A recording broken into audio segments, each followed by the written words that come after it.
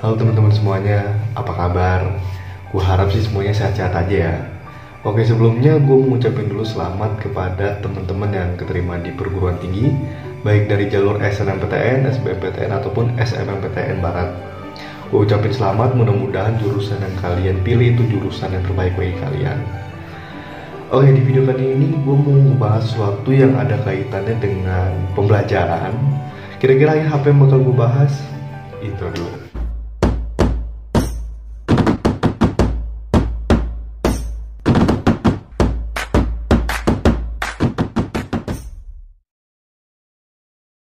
Di masa pandemi ini banyak sekali perubahan yang terjadi, terutama pada sektor pendidikan dalam hal pengajaran. Nah, sangat tidak memungkinkan mahasiswa untuk bisa belajar via tatap muka, karena mengingat kondisi yang saat ini sedang tidak kondusif. Maka dari itu banyak sekali perguruan tinggi yang melakukan sistem pembelajaran baru, yaitu sistem daring atau biasa kita sebut sistem kuliah online lah ya. Nah, maka dari itu di video kali ini gue bakal ngasih tahu tipsnya kira-kira apa yang perlu dipersiapkan ketika kita akan menjalankan kuliah via daring. Oke, kira-kira apa aja? Hal yang pertama yang harus dipersiapkan yaitu laptop. Nah, kenapa sih laptop? Karena kita tuh bakal banyak banget nantinya PR yang dikasih dosen kepada kita gitu kan. Ya karena dosen juga kan nggak mungkin tuh tatap muka dengan kita. Jadi ya untuk mensiasatinya bakal banyak pekerjaan rumah yang bakal kita kerjain sendiri di rumah gitu kan.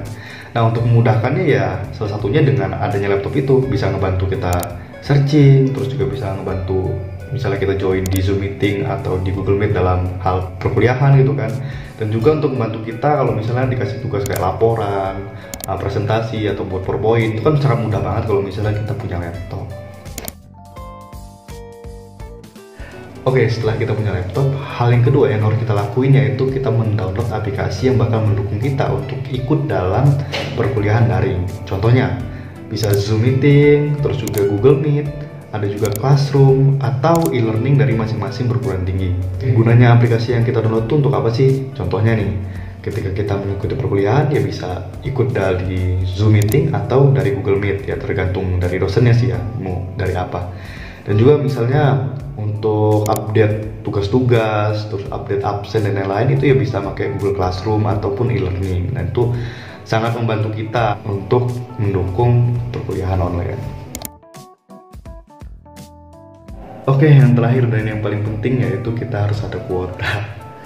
Ya bener lah ya, kalau misalnya kita nggak ada kuota ya gimana mengikuti perkuliahan, gimana mau searching dan lain-lain, ya nggak bisa ngapa-ngapain intinya. Nah, kuota itu bisa kita dapatkan dari misalnya di kontrakannya ada wifi ya bisa dari wifi, atau enggak ya dari data seluler kita ya bisa juga gitu kan. Yang penting usahain ketika melakukan perkuliahan itu sinyalnya tuh kenceng gitu, jangan sampai ketika dosen lagi jelasin jadinya nggak jelas gitu kan. Nanti malah kayak sia-sia aja kita ngikutin perkuliahan, malah informasi kita dapetin itu nggak jelas gitu kan. Oke, mungkin gitu informasi yang bisa gue share ke teman-teman semuanya. Ya, yang pasti di masa sekarang ini ya gue nggak tahu bakal gimana nantinya, peraturan yang baru juga yang bakal keluar nanti gimana, atau kita bakal bisa tetap muka atau 50-50 bisa tetap muka dan ada juga yang di rumah, atau enggak ya bakal keluar online lagi, ya gue nggak tahu. Yang pasti gue share dulu hal-hal yang sangat diperlukan ketika kita akan melakukan kuliah daring. Ya mungkin sekian dari gue ya. Kalau misalnya kalian suka bisa klik tombol like dan klik tombol subscribe channel gue. Dan kalau misalnya ada yang mau ditanyain bisa chat di kolom komentar atau enggak DM di IG gue yang ada di sini. Oke, itu aja dari gua. Thank you semuanya. See you next time.